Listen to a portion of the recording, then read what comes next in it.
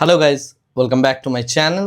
আজকের ভিডিওতে যে টপিকটা নিয়ে ডিসকাশন করব সেটা হচ্ছে মার্কেট আজকে কীরকম গেল, মার্কেটের সিনারিওটা অ্যাকচুয়ালি কী, এবং তার সাথে সাথে এফআইআই সেলিং বা এফআইআই কী টাইপের অ্যাক্টিভিটি করছে সেই বিষয়টা নিয়েও একটু ডিসকাশন করব, রাইট?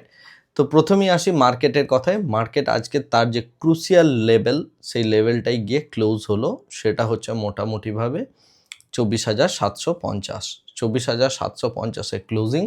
এরপরে যদি মার্কেট 24,700-কে ব্রেক করে, অর্থাৎ আরও 50 পয়েন্ট নিচে যদি ব্রেক করে, তাহলে মোটামুটিভাবে মার্কেট কিন্তু অনেকটা নিচেই পড়ার একটা পসিবিলিটি থাকছে, এবং যেটা অলরেডি শুরু হয়ে গিয়েছে, রাইট? এবং আমরা দেখতে পাচ্ছি মার্কেটের মধ্যে বেশ ভালো রকম একটা বিয়ারিশনেস কাজ করছে, এবং যেটা মার্কেটকে অনেকটা পরিমাণ ড্র্যাগ করেছে, রাইট? মোটামুটিভাবে যারা রিটেল ট্রেডার আছেন তারা এই মুহূর্তে একটা যথেষ্ট ভয়ের পরিবেশে। তার কারণ হচ্ছে ম্যাক্সিমাম যে স্টকগুলো আছে প্রত্যেকটা স্টকই যথেষ্ট পরিমাণে একটা সেলিং প্রেশার ফিল করছে। আজকের ডেটে দেখতে গেলে কেবলমাত্র আইটি যে স্টকগুলো রয়েছে সেগুলোই একমাত্র পারফর্ম করেছে, স্পেশালি টেক মাহিন্দ্রা, এমফ্যাসিস, এবং তার সাথে সাথে হচ্ছে ইনফোসিস, রাইট? ইনফোসিস 26 টাকা করে সম্ভবত পার শেয়ার ডিভিডেন্ড ঘোষণা করেছে, এবং যে সমস্ত শেয়াররা অ্যাকচুয়ালি কোয়ার্টারলি রেজাল্ট ভালো দিচ্ছে তারাই একমাত্র রিওয়ার্ডেড হচ্ছে এই মার্কেটে। বাকি সমস্ত যারা কোয়ার্টারলি রেজাল্ট ভালো দিতে পারছে না, অর্থাৎ বিজনেস করতে পারছে না, তারা কিন্তু পানিশড হচ্ছে, রাইট? এবং এই পানিশমেন্টটা আসছে মূলত এফআইআইয়ের তরফ থেকে, এবং এছাড়াও প্রচুর রিটেল ট্রেডার আছেন যারা এরপরে ফিয়ারফুল কন্ডিশনে গিয়ে ধীরে ধীরে নিজের পোর্টফোলিওকে সেল করছেন। ওকে, তো সেই কারণের জন্য যেটা দেখা যাচ্ছে যে বেশ ভালো পরিমাণ একটা সেলিং প্রেশার আমরা দেখতে পাচ্ছি ওভারঅল মার্কেটের মধ্যে। এই সেলিং প্রেশারটা আসছে কিন্তু সম্পূর্ণভাবে এফআইআইয়ের তরফ থেকে। লাস্ট 14 দিনের যদি আপনি ডেটা দেখেন, লাস্ট 14 দিন এফআইআই কন্টিনিউয়াসলি সেল করে যাচ্ছে। আজকে ডেটাটা এই ভিডিওটা বানানো অবধি আমার কাছে নেই, কিন্তু আমার যেটা ধারণা যে আজকেও এফআইআই যথেষ্ট বড় পরিমাণ একটা অ্যামাউন্ট সেল করেছে, রাইট? এবং এই সেলিংটা এত স্লোলি করছে এবং এত ইন্টেলিজেন্টলি করছে যে কেউ রিয়েলাইজ করতে পারছে না যে তার পোর্টফোলিওটা খালি করবেন নাকি করবেন না, রাইট? গতকাল আমি শর্ট ক্রিয়েটের জন্য যে ইনফরমেশনটা শেয়ার করেছিলাম যে আমি একটা বেশ ভালো রকম মার্কেটকে শর্ট করেছি, তারপরে প্রচুর আমার সাবস্ক্রাইবার আছেন, অর্থাৎ আপনারা আমাকে তাদের পোর্টফোলিওর যে স্ক্রিনশটগুলো আছে সেগুলো তুলে পাঠিয়েছেন আমার হোয়াটসঅ্যাপ নাম্বারে।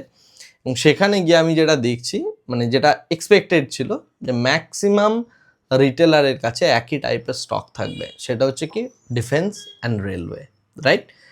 প্রত্যেকেই মোটামুটিভাবে ডিফেন্স অ্যান্ড রেলওয়ে স্টকে ফেঁসে, এবং মোটামুটিভাবে যারা রিটেলার তাদের ওপর এই স্টকগুলোকে চিপকে দেওয়া হয়েছে। এবং এই বুল মার্কেট বা যে কোনো মার্কেট এইরকমই একটা কাজ করে জেনারেলি। যাদের মার্কেটের অভিজ্ঞতা কম তারা এই জিনিসটা এখনও হয়তো রিয়েলাইজ করেননি, বাট গোয়িং ফরওয়ার্ড সামনের যে বিজনেস সাইকেলটা আসবে সেখানে এই রিয়েলাইজেশনটা আপনাকে আপনার পোর্টফোলিও বানাতে বা প্রফিটেবিলিটির রাইট পজিশনে বুক করতে হেল্প করবে। আদারওয়াইজ কি হয়, প্রত্যেকটা রান যখন চলে, বুল রান যখন চলে, তখন একটা হায়ার লেভেল অফ অপটিমিজম থাকে প্রত্যেকের মধ্যে। কেউই শেয়ার ছাড়তে চান না, এবং নতুন রিটেলার এসে কন্টিনিউয়াসলি বাই করতে চান, রাইট? সেই ঘটনাটাই ঘটেছে। এবং যখন গিয়ে একটা চরম লেভেলের ভ্যালুয়েশন যেখানে জাস্টিফাই হয় না, সেই রকম জায়গায় গিয়ে একটা প্রাইস গিয়ে পৌঁছে যায়, ম্যাক্সিমাম ট্রেডার শুধুমাত্র ওই যখন রিটেলাররা এসে জয়েন করেন বেসিক্যালি একটা বুল রানের একদম শেষ লগ্নে, এবং সেই জায়গায় যখন প্রচুর রিটেলার এসে আস্তে জয়েন করছেন, কারোর রেকমেন্ডেশনে শেয়ার নিচ্ছেন, যে শেয়ারটা 4 গুণ 5 গুণ হয়ে গিয়েছে সেই শেয়ারটা বাই করছেন, এবং টপে গিয়ে কন্টিনিউয়াসলি তারা এন্ট্রি নিতে থাকেন। ম্যাক্সিমাম আমি পোর্টফোলিওর মধ্যে সেম জিনিসটাই দেখতে পাচ্ছি, বিকজ প্রাইসগুলোই সেটা, এবং দ্যাট ইজ এক্সপেক্টেড, কারণ মার্কেটের বিহেভিয়ার বা মার্কেটের নেচারটাই এরকম, রাইট? তো যখন এই স্টকগুলোকে চিপকে দেওয়া হয়ে যায় রিটেলাররা যখন কিনছে, তার মানে ডেফিনেটলি কোনো না কোনো বড় প্লেয়ার সেল করছে। তো সেই সেলিংটা তার যখন কমপ্লিট হয়ে যায়, রিটেলাররা কিনে নেয়, তারপরে সেই শেয়ারটা কিন্তু ডিপ করতে থাকে, যে ইভেন্টটা বা যে ঘটনাটা আমরা এই মুহূর্তেও দেখতে পাচ্ছি, রাইট? এবং সেটা দেখার জন্যই ম্যাক্সিমাম রিটেলার এখন কনফিউজ স্টেটে রয়েছে, নতুন করে বাইং করবেন না। যাদের পকেটে টাকা আছে তারাও তাদের এক্সিস্টিং পোর্টফোলিও দেখে ভয় পাচ্ছেন এবং মার্কেটে ইনভেস্ট করতে ভয় পাচ্ছেন, রাইট? সো এটা হচ্ছে ইনভেস্টারদের সিচুয়েশন। বাট যারা ডেয়ার ডেভিল অ্যাটিচিউডের তারা কিন্তু এখানেও ইনভেস্টমেন্ট করতে পারেন, মানে যাদের রিস্ক নেওয়ার ক্ষমতা যেরকম, রাইট? আদারওয়াইজ আপনার মিউচুয়াল ফান্ড তো আছেই, আপনি এসআইপি তো কন্টিনিউ করছেন আশা করি। যাই হোক, তো মার্কেটে যেটা সিনারিও, সেই সিনারিওতে যেটা দেখতে পাচ্ছি সেটা হচ্ছে এফআইআই কন্টিনিউয়াসলি সেল করে যাচ্ছে। এখন প্রশ্নটা হচ্ছে যে এই যে এফআইআইরা এরা এত সেল করছে, অনেকেই এই প্রশ্নটা আমাকে করেছেন বা আমার কমেন্ট বক্সে করেছেন যে আমাদের মার্কেটের এই ক্ষমতাটা কেন নেই যে আমরা এফআইআইয়ের থেকে আমাদের মার্কেটকে ছিনিয়ে আনতে পারি, রাইট? অর্থাৎ আমরা পুরোপুরিভাবে মার্কেটটাকে সম্পূর্ণভাবে মিউচুয়াল ফান্ড বা আমাদের ডোমেস্টিক যারা ইনস্টিটিউশন ইনভেস্টার আছেন বা ডোমেস্টিক যারা ইনভেস্টার আছেন তারা কি পুরো মার্কেটের কন্ট্রোল নিতে পারেন না? প্রশ্নটা হচ্ছে এটা, রাইট? এই প্রশ্নটা আমাকে অনেকেই করেছেন। যাই হোক, কমেন্টের মধ্যে উত্তর দেওয়া সম্ভব নয়, তাই আমি ঠিক করলাম যে ভিডিওটা মানে এই টপিকটা নিয়ে একটু ডিসকাশন করি। তো প্রথম কথা হচ্ছে, যে কোনো বুল রান যখন চলে তখন একটা থিম ক্রিয়েট হয়, ওকে? এবং সেই বুল রানটা গিয়ে যখন শেষ হয় তখন সেই থিমটা ব্রেক হয়, ওকে? আমি একটা উদাহরণ দিচ্ছি, 2008-এর উদাহরণ দিচ্ছি। 2008-এর সময় 7-8-এ একটা বিশাল বড় বুল রান চলছিল ইন্ডিয়ান মার্কেটে। সেই বুল রানটা যখন চলছিল ইন্ডিয়ান মার্কেটে তখন এই থিমটা প্লে করা হয় বা রিটেলারদের মধ্যে এই চিন্তা ভাবনাটা ঢোকানো হয় যে এফআইআইরা এসে সমস্ত শেয়ার বাই করে নিচ্ছে, ইন্ডিয়ানরা নিজেদের ইন্ডিয়ান কোম্পানিতে কোনো স্টেক পাবে না। এবং সেই জিনিসটাকে দেখে অনেক রিটেলার তারা যে যা পেরেছিলেন সেই শেয়ারগুলোকে বাই করেছিলেন। এইভাবে রিটেলারদেরকে শেয়ার চিপকে দেওয়া হয়েছিল 2008-এ। এবছর যে থিমটা প্লে হয়েছে, যেটা নিয়ে আমি আগেও বলেছি, বহুবার আমার ভিডিওতে বলেছি, এবছরের থিমটা ছিল বা এই সময়কালের যে থিমটা, সেই থিমটা হচ্ছে যে আমরা এফআইআইয়ের থেকে ইন্ডিয়ান মার্কেটকে পুরো বের করে নিয়ে চলে এসেছি। যেহেতু আমরা এফআইআইয়ের থেকে বের করে নিয়ে চলে এসেছি, সুতরাং আমরাই মার্কেটের কন্ট্রোল করব, এফআইআই কিচ্ছু করতে পারবে না, আমাদের প্রচুর টাকা আছে, ইত্যাদি ইত্যাদি। এবং এই থট প্রসেসটা কন্টিনিউয়াসলি আপনার মাথায় ঢোকানো হয়েছে, রাইট? এবং তার জন্য প্রচুর রিটেলার ওভার কনফিডেন্ট হয়ে গিয়ে কন্টিনিউয়াসলি পয়সা নিয়ে এসছেন, মার্কেটে ঢুকিয়েছেন। এবং মার্কেট আস্তে আস্তে যখন এবার তার আসল রূপে ফেরত আসছে বা বিগ মানি প্লে বা যেটাকে স্মার্ট মানি প্লে বলা হয়, সেই স্মার্ট মানি প্লেটা যখন এবার মার্কেট নিজের কালারটা চেঞ্জ করছে বা যে থিমগুলোতে আগে মার্কেট চলছিল সেই থিমগুলো যখন ব্রেক হয়ে নতুন থিমের দিকে মার্কেট যাওয়ার চেষ্টা করছে, এই সময়ে পুরনো থিমের যে সমস্ত স্টকগুলো ছিল তারা ডেফিনেটলি আন্ডার পারফর্ম করবে। সেই ঘটনাটাই ঘটছে। এবং আপনি যেহেতু আপনার অভিজ্ঞতা কম, প্রথমে ইউফোরিয়ায় এসে বাইং করেছেন, তাই পোর্টফোলিওকে একটা লসে দেখে মেবি আপনি প্যানিক ফিল করছেন। এবং এই সময় আপনারা কি করেন, এই সময় মানে এটা যুগের পর যুগ হয়ে এসছে যে এই সময়ে যারা রিটেলার আছেন তারা এবার পড়াশোনায় মন দেন। এই গ্রুপ অফ এই সেট অফ লোকজন যারা ছিলেন তারা কি করেন, তারা এবার দেখেন যে কিভাবে পড়াশোনাটা করব। তো এর আগে টেকনিক্যাল অ্যানালিসিস এবং ব্রেকআউটের পড়াশোনা হয়। যখন পোর্টফোলিও লসে যায় তারপরে ভ্যালুয়েশন গেমটা মাথায় আসে যে না, over valued, under valued stock ইত্যাদি ইত্যাদি, এই সমস্ত নিয়ে আবার পড়াশোনা করা শুরু করবেন। ধীরে ধীরে মার্কেট বোঝা শুরু করবেন। কিছু লোক ফেড আপ হয়ে মার্কেট থেকে বেরিয়ে যাবেন। যে কোনো বুল রানের এটাই নেচার, কিছু লোক ছাড়তে পারবেন না, বাট কারোর কাছে গিয়ে যে শিখবেন সেই মেন্টালিটিটাও থাকবে না। সুতরাং তারা কি করবেন, তারা আবার ট্রায়াল অ্যান্ড এরার প্রসেসের মধ্যে দিয়ে যাবেন এবং একটা দীর্ঘ সময় স্পেন্ড করবেন নেক্সট রানটা অবধি, রাইট? এটাই হচ্ছে রিটেলারদের নিয়ম, এটাই কন্টিনিউয়াসলি মার্কেটের মধ্যে আবর্তিত হয়, রাইট? আমি বেশিরভাগ রিটেলারের কথা বলছি, আমি কোনো যারা জেনুইনলি দীর্ঘদিন মার্কেটে আছেন, মার্কেটটা বোঝেন, ট্রেড করছেন, পয়সা বানাচ্ছেন, আমি তাদের সম্পর্কে কিছু বলছি না। এটা হচ্ছে আমি ম্যাক্সিমাম মাসের কথা বলছি, যে মাসটা অ্যাকচুয়ালি আজকের ডেটে মাত্র মার্কেট 5-6%-এর মতো একটা রিট্রেসমেন্ট করেছে, তাতেই যারা পেন ফিল করছেন আমি তাদেরকে অ্যাড্রেস করছি, আমি এটা সবার জন্য বলছি না। এখন যে বিষয়টা সেটা হচ্ছে, আমি যে কথাটা নিয়ে এলাম অ্যাকচুয়ালি, যে এফআইআই যে এই মার্কেটের কন্ট্রোল নিচ্ছে না বা এফআইআইকে না রেখে আমরা কি মার্কেটের কন্ট্রোল করতে পারি না? উত্তরটা হচ্ছে না, পারি না। কেন পারি না? তার কারণ হচ্ছে এফআইআইরা শুধুমাত্র এই মার্কেটে ইনভেস্টমেন্ট করতে আসছেন না, তারা এই মার্কেটে বা ইন্ডিয়াতে যখন আসছেন তারা একটা ডলার নিয়ে আসছেন, অর্থাৎ তারা একটা ফরেন কারেন্সি নিয়ে আসছেন। এই ফরেন কারেন্সিটা আমাদের আরবিআইকে ফরেক্স রিজার্ভটা মেনটেন করতে হেল্প করে। যেহেতু ফরেক্স রিজার্ভটা আরবিআইকে মেনটেন করতে হবে, কেন হবে? তার কারণ হচ্ছে টিসিএস অর্থাৎ যারা এক্সপোর্ট ওরিয়েন্টেড কোম্পানি আছে তারাও এরকম ডলার নিয়ে আসেন, বাট যারা ইম্পোর্ট ওরিয়েন্টেড কোম্পানি আছেন, say for example Indian Oil, say for example Reliance, এরা যখন বাইরে থেকে তেল কিনবে তারা কিন্তু ডলারের সাহায্যে কিনবে, রাইট? তো তারা তাদের যে কারেন্সিটা আছে সেটা আরবিআইকে দেবে, আরবিআই সেটাকে ডলারে রূপান্তরিত করবে। এবং আরবিআই ডলারটা পাবে কোথা থেকে? আরবিআই ডলারটা পাবে হচ্ছে যারা ইম্পোর্টার তাদের কাছ থেকে, রাইট? সরি, হ্যাঁ, যারা এক্সপোর্টার তাদের থেকে, রাইট? সো এক্সপোর্টার আর ইম্পোর্টারের মধ্যে একটা ব্যালেন্স মেনটেন করা এবং ডলারটাকে মেনটেন করাটা হচ্ছে আরবিআই এর কাজ। এখন যেটা বিষয় সেটা হচ্ছে আমরা জেনারেলি, যেহেতু আমরা ইম্পোর্ট ওরিয়েন্টেড কান্ট্রি, তো সেই কারণের জন্য আমাদের ডলারের খুব প্রয়োজন, রাইট? কারণ আমরা প্রচুর পরিমাণে অয়েল ইম্পোর্ট করি বা আরও অনেক প্রচুর জিনিসপত্র আছে যেগুলো আমরা বিদেশ থেকে নিয়ে আসি, আমাদের দেশে সেই জিনিসগুলো নেই।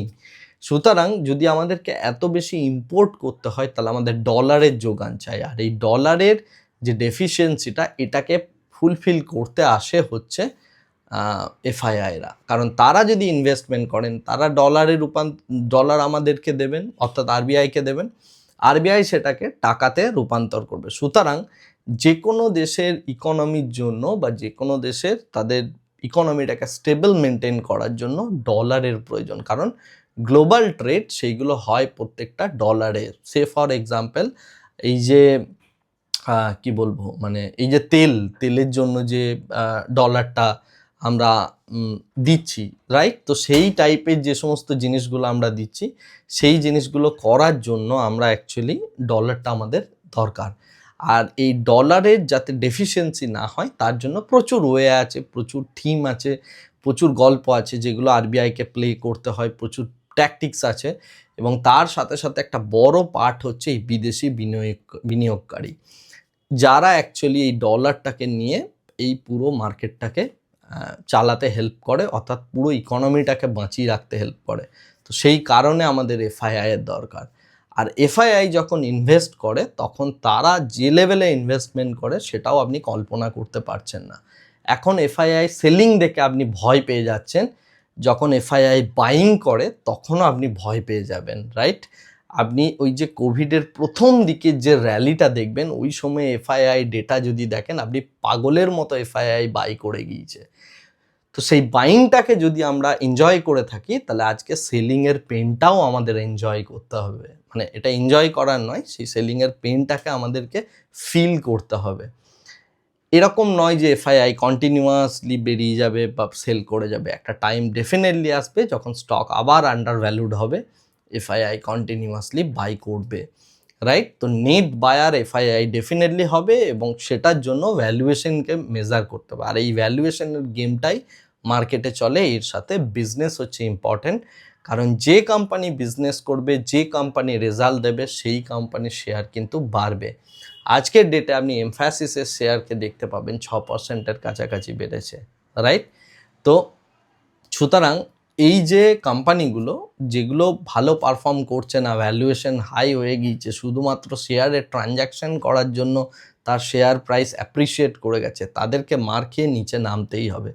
আর কোন শেয়ারটা কোন জায়গাতে গিয়ে আপনি ছেড়ে দেবেন, কোনটাকে ধরে রাখবেন, এই যে ভ্যালুয়েশন গেম বলুন বা এই যে ট্রেডিংয়ের গেম বলুন, যাই বলুন না কেন, এই প্রত্যেকটা জিনিস হচ্ছে ইম্পর্টেন্ট এবং এই প্রত্যেকটা জিনিস আপনাকে শিখতে হবে।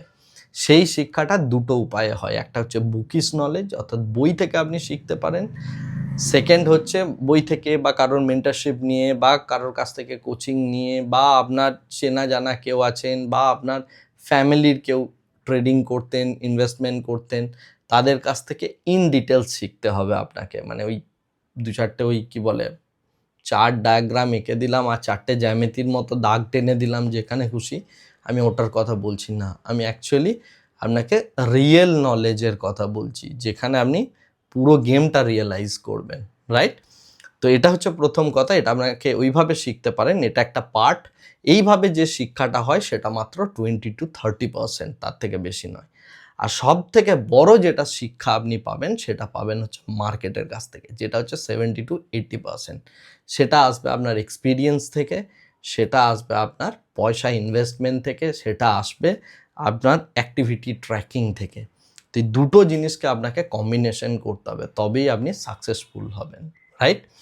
সুতরাং আজকের ডেটে মার্কেট একটু ফল করছে বলে আপনি যে পেনটা ফিল করছেন, এই পেনটা আপনার আজকের ডেটে তৈরি হয়েছে কোনো এক সময় আপনি গ্রিডি ছিলেন, তার ফ্লিপ সাইডের দিক হচ্ছে এই পেনটা। এই পেনটা যদি আপনি আজকে রিয়েলাইজ করেন, এই পেনটা যদি যে আপনি ফিল করছেন, যদি আপনার লস হয়ে থাকে, পোর্টফোলিও নিচে নামছে বলে যদি আপনি ভয় পেয়ে থাকেন, একটা সময় আপনি লোভী ছিলেন, এখন আপনি ভয় পাচ্ছেন। শেয়ার বাজারে এই দুটো ইমোশনই চলে, লোভ আর ভয়, রাইট? একটা সময় যেহেতু আপনি লোভী ছিলেন, তো যখন ভয়ের সময়, সেই সময় আপনাকে ভয় পেতেই হবে। এরপরে এই দুটোর কম্বিনেশনে আপনার মধ্যে যে জিনিসটা তৈরি হবে, আজকে নয়, হয়তো আরও 2-3 বছর 4 বছর ডাউন দ্য লাইন মার্কেটে থাকার পর, মার্কেটে পয়সা ইনভেস্ট করার পর, সেটা হচ্ছে নলেজ। সেই নলেজটা নিয়ে এরপরে আপনি নেক্সট 2-3 বছর ধরে হয়তো কাজ করবেন। তারপরে আপনার মধ্যে যে জিনিসটা আসবে, আরও 4-5 বছর পর মার্কেট থেকে স্লাইড পয়সা বানাতে আপনি শুরু করবেন রেগুলারলি, প্রত্যেকটা ট্যাকটিক্স, প্রত্যেকটা গেম আপনি বুঝতে শুরু করবেন। তারপরে আপনার মধ্যে যে জিনিসটা আসবে 5 বছর, 10 বছর, 12 বছর, 15 বছর পর গিয়ে, সেটা হচ্ছে ওয়াইজনেস। তখন আপনি বুঝতে পারবেন, ওকে, দিস ইজ দ্য গেম। এই জায়গায় ট্র্যাপ হচ্ছে, এই জায়গায় ইউফোরিয়া কাজ করছে, এই জায়গায় ইউফোরিয়া কাজ করছে না, এখানে আমার এই পজিশনটা করা উচিত। তখন আপনি দেখবেন আপনার most of the decisions right prove হবে। বাট যদি আপনি কনস্ট্যান্ট ছটফট করেন, আর যদি আপনার পোর্টফোলিও দেখতে থাকেন, তাহলে আপনি কিন্তু সেই জায়গা থেকে প্রফিটেবিলিটি বিল্ড করতে পারবেন না। সেটা এফআইআই বাই করুক, এফআইআই সেল করুক, যাই করুক না কেন। ট্যাকটিক্সগুলো বোঝার চেষ্টা করুন, ট্র্যাপগুলো বোঝার চেষ্টা করুন, পড়াশোনা করুন, হিস্ট্রি দেখুন, কোন সময়ে কি হয়েছে। দরকার পড়লে কারোর কাছে গিয়ে পড়াশোনা করুন, প্রচুর বই কিনে পড়াশোনা করুন। আমি বাঙালি লেখকের টুকটাক বইগুলোর কথা বলছি না, কারণ বাংলায় সেরকম ভালো কিছু বই নেই, ওকে? আমি অনেস্টলি বলছি, যদি আপনি পড়তে যান ওয়েস্ট হবে, মানে পয়সা ওয়েস্ট হবে। পড়তে হলে একটু বিদেশি লেখকের বই পড়তে হবে। আর যদি আপনার মনে হয় যে না, বিদেশি লেখকের যে বইগুলো আছে সেগুলো আপনি পড়তে পারছেন না, কোনো বাঙালির কাছে থেকেই আপনি, মানে বাংলা ভাষা ছাড়া আপনি জানেন না, তাহলে সেইগুলোকে ট্রান্সলেট করতে শুরু করুন, চ্যাট জিপিটি ইউজ করুন, ইত্যাদি ইত্যাদি করে সেই বইগুলোর পিডিএফ কপি নিয়ে সেগুলোকে কনভার্ট করে আপনি পড়াশোনা করুন। খাটতে হবে, পড়াশোনা করতে হবে, জানতে হবে মার্কেটের ডায়নামিক্সটা, তবেই পয়সা বিল্ড আপ হবে, রাইট? মানে এরকম নয় যে এটা একটা ট্যাক্স সাল, আপনি আসবেন যে যা খুশি শেয়ার কিনে নিচ্ছেন। মানে কি বলবো, একটা 2 বছর 3 বছরের এক্সপিরিয়েন্স যার আছে, নেই, ইউটিউবে একটা ভিডিও বানাচ্ছেন, তার কাছ থেকে একটা স্টকের রেকমেন্ডেশন নিয়ে নিচ্ছেন, এই স্টকটায় আমি 40,000 টাকা লাগিয়ে দিলাম ইত্যাদি বলছেন বন্ধু বান্ধবের কাছে। এভাবে পয়সা বিল্ড আপ হয় না। পয়সা বিল্ড আপ হচ্ছে একটা সাধনার জিনিস। এর জন্য আপনাকে পরিশ্রম করতে হবে, স্টাডি করতে হবে, ভাবতে হবে, চিন্তা করতে হবে, গেমটাকে রিয়েলাইজ করতে হবে, ডেটা ডিকোড করতে হবে যে কী চলছে অ্যাকচুয়ালি। তবে গিয়ে আপনি এখান থেকে ভালো পয়সা বিল্ড আপ করবেন। যাই হোক, আজকে অনেকটা জ্ঞান দিয়ে ফেললাম, মানে বেকার কোনো মানে হয় না। বাট যেহেতু মার্কেটের মধ্যে একটা প্যানিক সিনারিওস রয়েছে, আমার কাছে প্রচুর মেসেজ আসছে বিভিন্ন বিষয়ে, প্রচুর লোকের পোর্টফোলিও আসছে, আমি সেম জিনিসগুলো দেখতে পাচ্ছি। তাই এই যে কথাগুলো আমি রিয়েলাইজ করছি, সেগুলো ব্রডার অডিয়েন্সের কাছে রাখার জন্যই এই ভিডিওটা করা, আর কিছু নয়। যাই হোক, আগামীকাল আমি একটা ডিফারেন্ট টাইপের থট দেওয়ার চেষ্টা করব আমার লাইফের একটা এক্সপিরিয়েন্স থেকে, যে অ্যাকচুয়ালি এই খারাপ পরিস্থিতিতে আপনার কি করা উচিত, সেই বিষয়টা নিয়ে আমি একটা ডিসকাশন করব আগামীকাল। আজকের ভিডিওটা এখানেই শেষ করছি। Thank you very much, bye bye, tata.